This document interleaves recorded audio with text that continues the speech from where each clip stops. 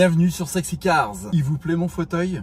Là voilà cette vidéo tant attendue de la review, de l'installation de mes nouveaux fauteuils. Fauteuil qui nous vient de chez EVOFER. Oui, ça vous dit quelque chose. On dirait des sièges de Performance Highland. Eh bien, c'est tout à fait l'effet que j'ai voulu donner à ma Model 3 Performance 2022. Donc cette vidéo a pour objet de vous donner mon avis sur ces sièges-là. Vous remarquerez ici derrière moi que j'ai gardé mes sièges d'origine. Il y a plusieurs raisons à ça. La première raison, c'est que j'ai voulu comparer justement ces deux sièges. Et donc je vais vous donner mon avis, pas objectif, subjectif, parce que le confort, l'assise, l'impression, c'est quand même assez subjectif. Et surtout savoir s'il y a des réelles différences de fermeté, de tenue, d'englobement, de confort, quoi. Bon, on voit ça après le jingle.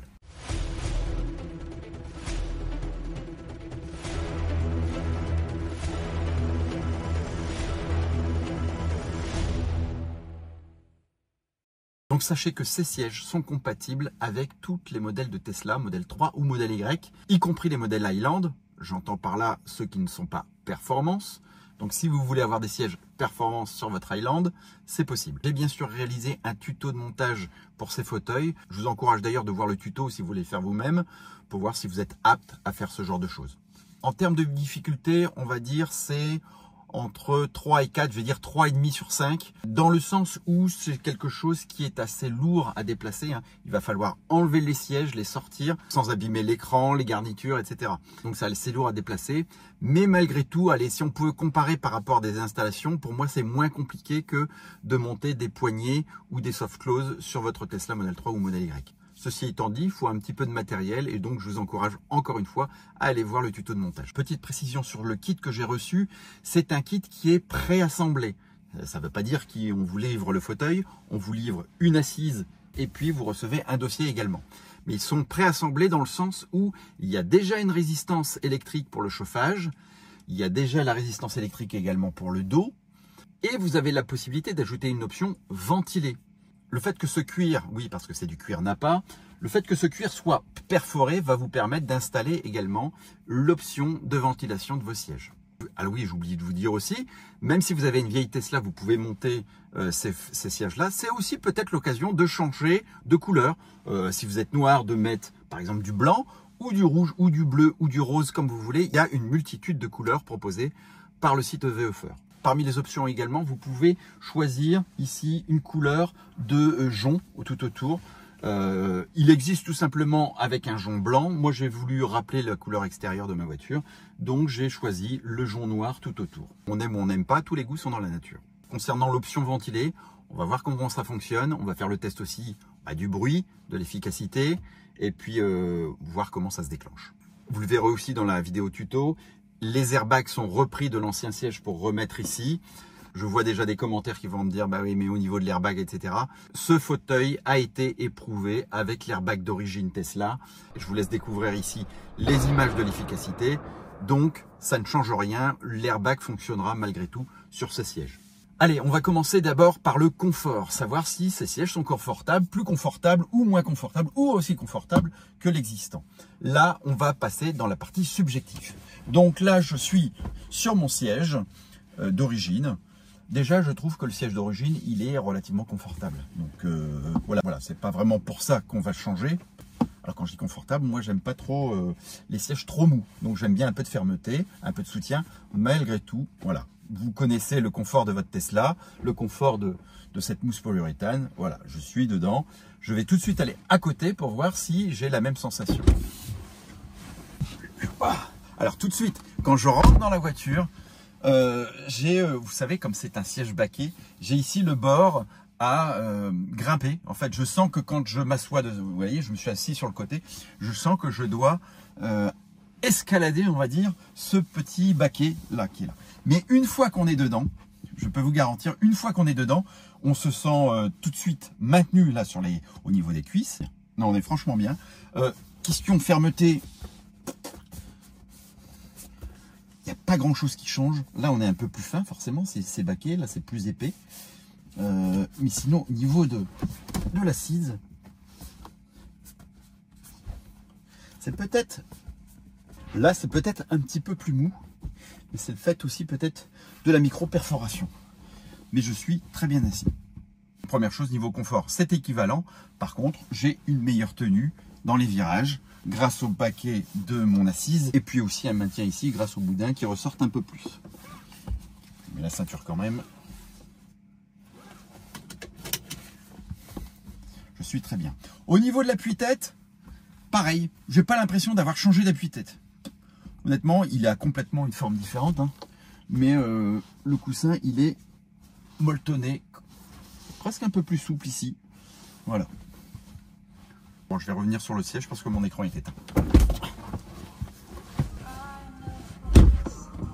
Concernant maintenant l'efficacité du siège chauffant, là encore, je ne vais pas pouvoir vous faire une démonstration en vidéo puisque ça se ressent, hein, c'est un ressenti. Ma femme était assise dessus tout à l'heure, je lui ai demandé, je la crois, elle m'a dit qu'il n'y avait pas de changement, que les sensations étaient les mêmes, que la rapidité pour chauffer était la même, donc pas de changement par rapport au siège d'origine.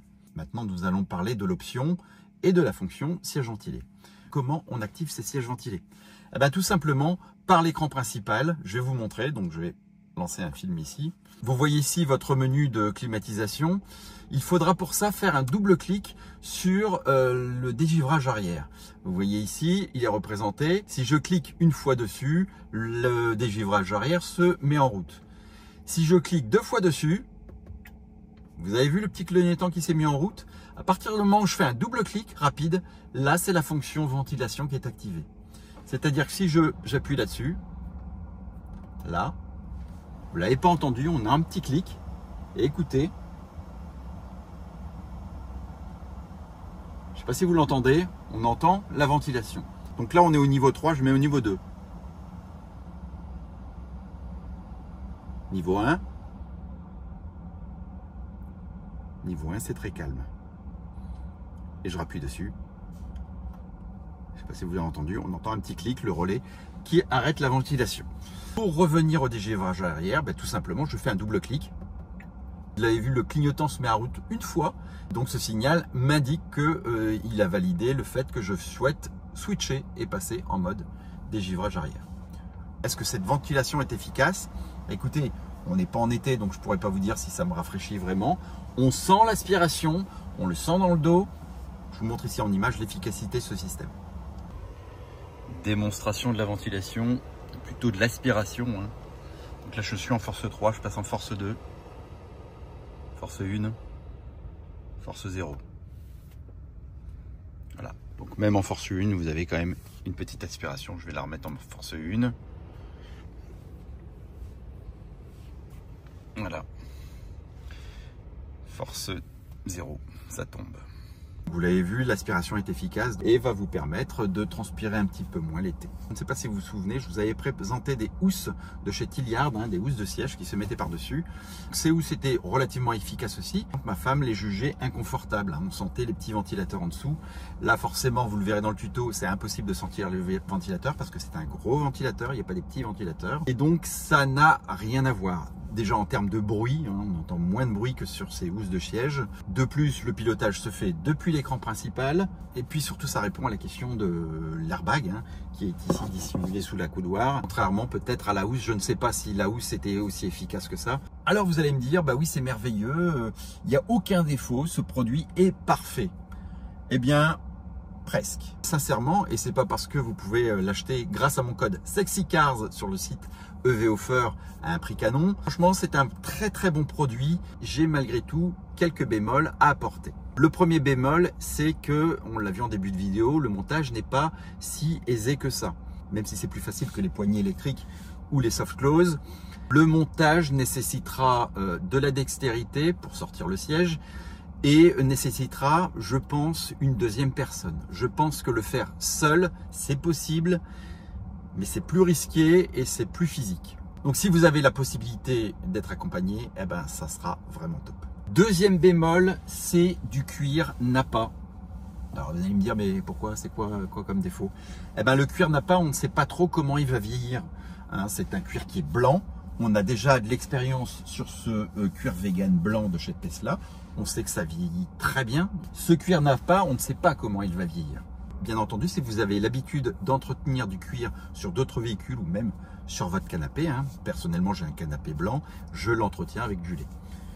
Troisième bémol, effectivement, c'est du cuir et pour moi, il ne se place pas aussi bien qu'un cuir vegan.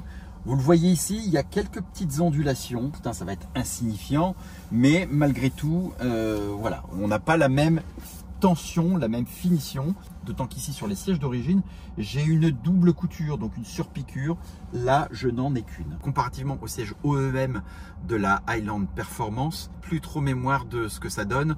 Je pense que le siège d'origine Tesla est un petit peu mieux fini, effectivement, avec une surpiqûre ici, hein, avec une double couture.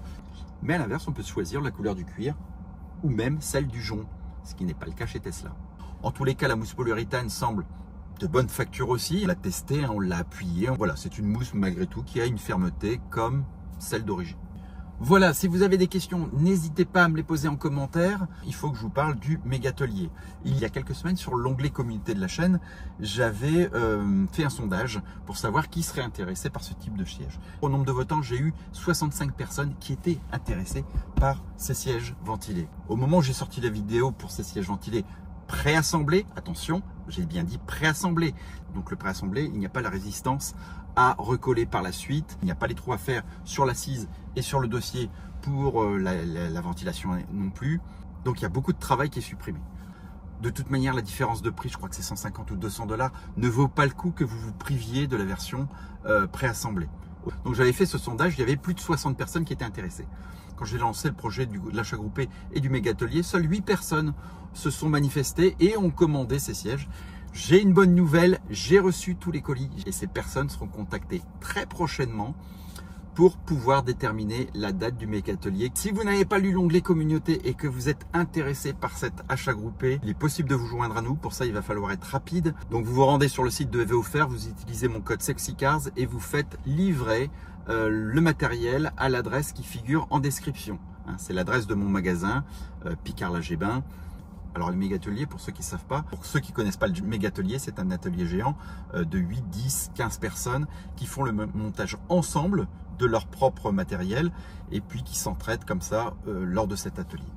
Si vous êtes loin d'Amiens et que vous souhaitez quand même malgré tout avoir ces sièges-là, vous avez tout à fait aussi la possibilité d'utiliser mon code SEXYCARS et vous aurez la même réduction. Par contre, vous tapez là cette fois-ci l'adresse de votre domicile. Allez, je pense avoir fait le tour de la question. Si vous n'êtes pas encore abonné, je vous invite à le faire. On est presque 20 000 sur la chaîne. Ça serait bien que pour Noël, j'ai au moins ces 20 000 abonnements. Ça me permet d'être mieux référencé et puis aussi de vous proposer d'être crédible auprès de mes partenaires et aussi de vous proposer ce genre de choses en exclusivité et aussi des tutos qui sont très complexes. Ça prend du temps de faire un tuto, hein. Ça prend quasiment 2 fois plus de temps que de faire un montage normal parce qu'il y a les angles de caméra, s'occuper du son, il faut s'occuper des batteries, voilà. Si vous êtes sur des réseaux Facebook, Instagram ou quoi que ce soit, n'hésitez pas à partager cette vidéo, ça peut intéresser des copains à vous. Vous pouvez également sur sexycars.fr pour retrouver tous mes partenaires et toutes les remises qui sont possibles et imaginables chez eux. Prenez soin de vous, restez positifs, ciao.